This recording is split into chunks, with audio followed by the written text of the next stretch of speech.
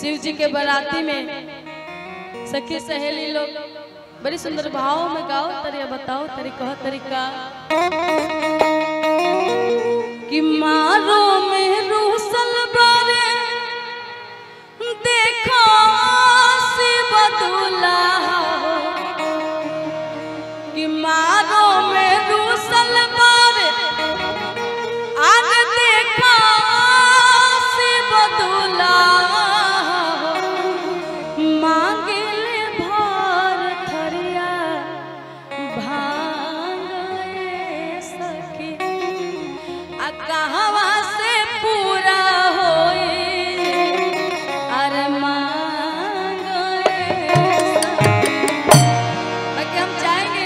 भजन में जिनको जिनको ये भजन अच्छा लगता होगा वो मीठी मीठी ताली बजाएंगे तो बड़ा अच्छा लगेगा शिव जी के लाचारी में। और कहना है कि मारो में दूसर पर देखो शिव दुल्हा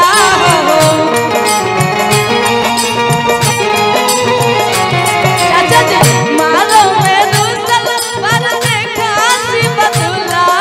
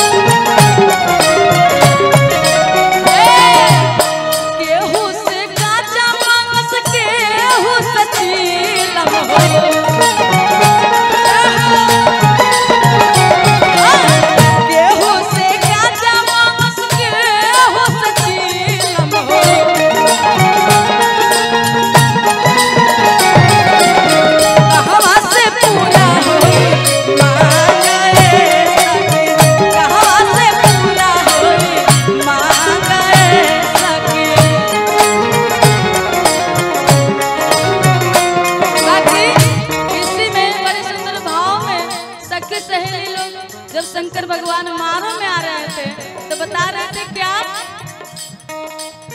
धीरे धीरे हो भोला धीरे धीरे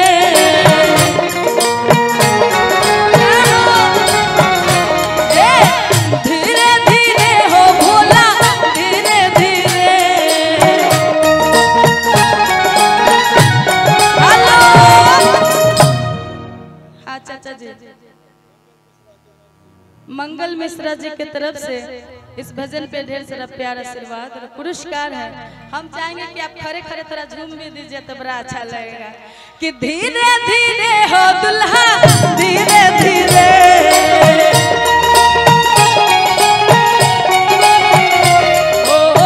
धीरे धीरे हो दुल्हा धीरे धीरे हमरा मरवा में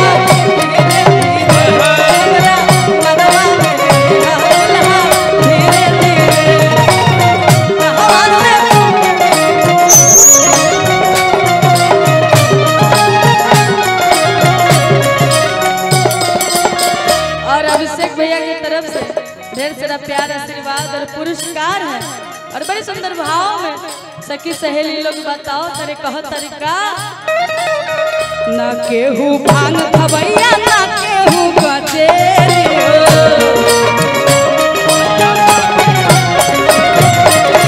ना केहू भांग खबैया ना केहू बचेली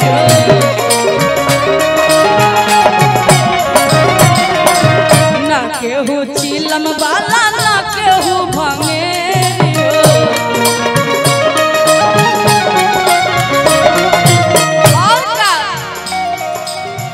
अइले बौरा दुल्हा पतियो न मान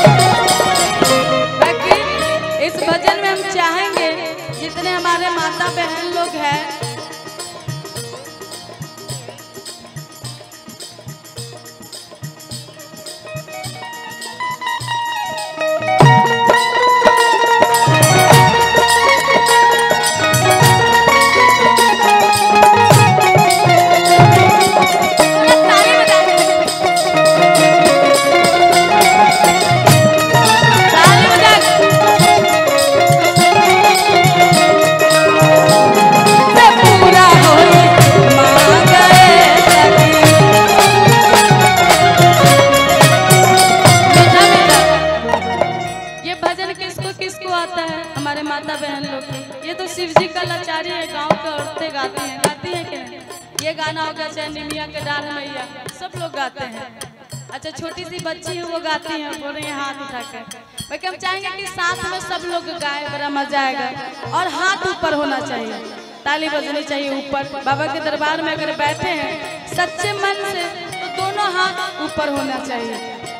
आज के दिन में जो छल कपट है मन में वो छोड़ देंगे।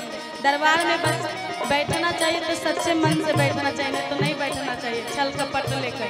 ये टाइम, ये घड़ी, ये दिन, ये समय हमेशा नहीं आता है, कभी कभी आता है। साल में एक बार आता है कि सब लोग साथ में बैठते हैं और कुछ बातें होती है। बाकी कहना है क्या, मारो में दूसल पर देखा सी बदुला,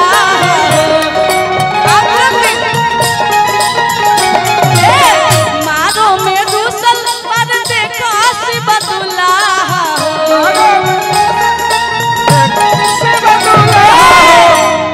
बाकी बड़ा कंजूसी कर रही है बीच में छोटी छोटी हमारे बहनें लोग। बताइए शिवरात्रि हर कुमारी लड़की करती है, शिवरात्रि हो गई या सोमवारी हो गई, आप लोग भी करते होंगे। बाबा पर कल जल भी चढ़ाएंगे। बाकी आज के दिन सब लोग शर्मा रहे हैं, क्यों? मारो में दूसल पर देखा सी बदुला,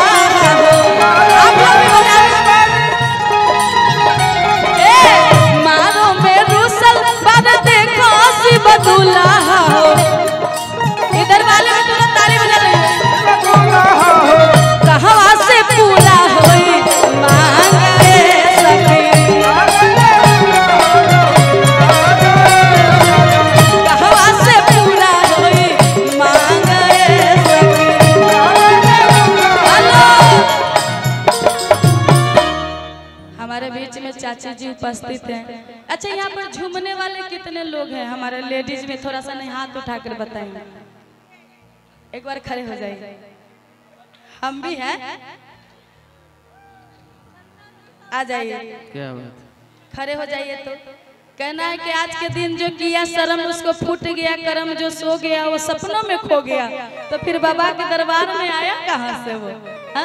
तो सब लोग को नाच लेना, झूम लेना, गा लेना। पीछे में भी दो बच्ची हाथ उठाई थी, आ जाएंगे हम वहीं पे। बाकी पहले आप लोग खड़े हो जाए, छोड़िए ना। हाँ एकदम गा देंगे वो भी हम। बाकी आपके लिए बड़ी सुंदर लाइन कहना है कि सब हो के हुनर में हरारू चाहे सुना, कि बाबा पूज राउर गो चाहे चंदा चकोर, नाही दहेज में मांगे फरचूना। आप बाकी में खूबसूरत है, मतलब बहुत सुंदर है। बाकी आपके लिए कि सब हो के हुनर में हरारू चाहे सुना, सब हो के हुनर में हरारू चाहे सुना, सब हो के हुनर में हरारू चाहे सुना, सब हो के हुनर में हरारू चाहे सुना। हम देखना चाहेंगे इस भजन में कि ज्यादा महिलाएं ताली बजाती हैं कि ज्यादा आप लोग बजाते हैं।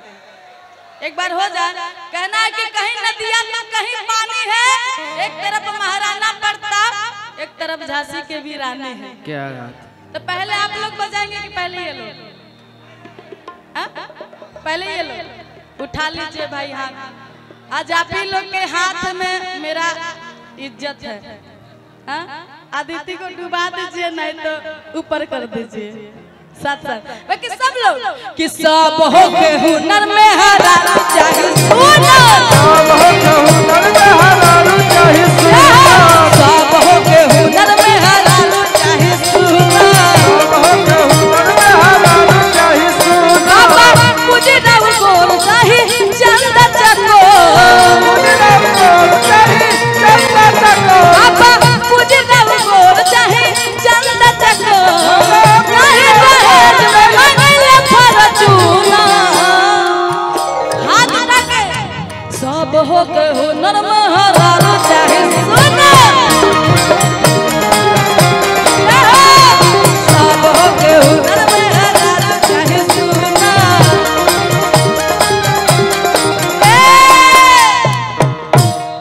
बाकी आगे लड़का का बतावता कि जद में हरारू हमर सुनर होई जी और मंदिर में चौठारी होई। ये गाना किसको किसको याद है? सब लोग के याद है ना? सब लोग साथ में गाएंगे ना कि हमारा यार के मिलल बछुछुना सब हो के हुनर में है।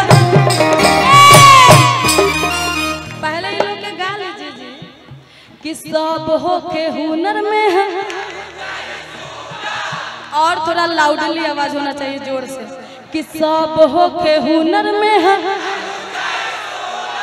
अब गमछा ऊपर होना चाहिए, सब लोग ताली बजा के कि सब हो के हुनर में हरारू चाहिए सोना। सब हो के हुनर में हरारू चाहिए सोना। बाबा मुझे नव गोल चाहे चंदा चको। बाबा मुझे नव गोल चाहे चंदा चको। नहीं दहेज में मंगले फरचूना। आप लोग थोड़ा हाथ उठाइए तो सब लोग। कहल जाला भोजपुरी में के जब जैसन तब तैसन, और हाथ और कमर नहीं लैला तो फिर मर्द कैसन। अब बाबा के दरबार में ताली न बजेला तो फिर मर्द कैसन। तो सब लोग हाथ उठा के कि सब हो के हुनर में हरारू चाहिए सुनो। सब हो के हुनर में हरारू चाहिए सुनो। बाबा मुझे नव गोर चाहे चंदा चको। बाबा मुझे नव गोर चाहे चंदा चको।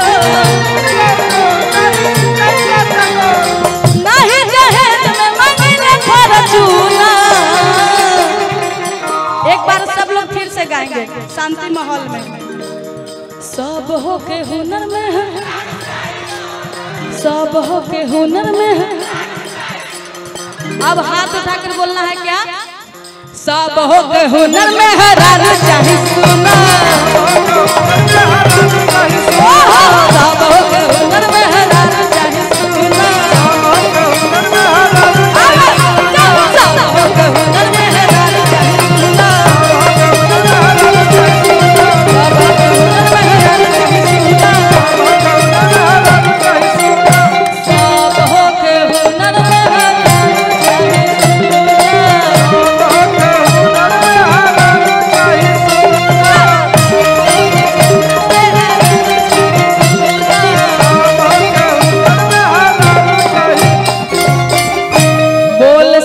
दरबार की बाबा भूतनाथ की।